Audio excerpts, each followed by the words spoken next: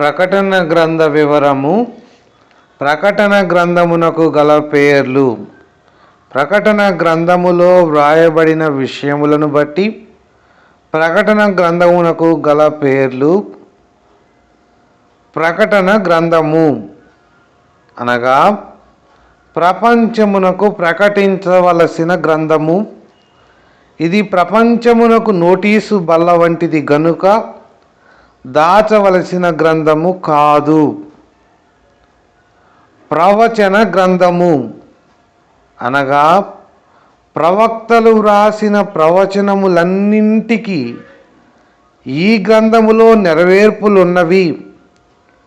యెషయా గ్రంథము 12వ అధ్యాయము 4వ వచనమునందు ఈ విషయమును గమనించగలము. దర్శన గ్రంథము అనగా దర్శనములో చూచి వ్రాయబడిన గ్రంథము.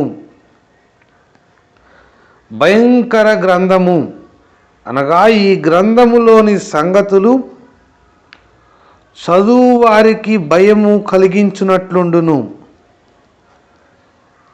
కఠినమైన గ్రంథము అనగా ఈ గ్రంథములోని భావములు గ్రహించుట కష్టము, కఠినము. తెగుళ్ళు గల గ్రంథము అనగా 7 ముద్రలు, 7 బోరలు, 7 పాత్రలు కుమ్మరించు సమయములో ప్రపంచమునకు సంభవించబడు తెగుళ్లను సూచించుచున్నది.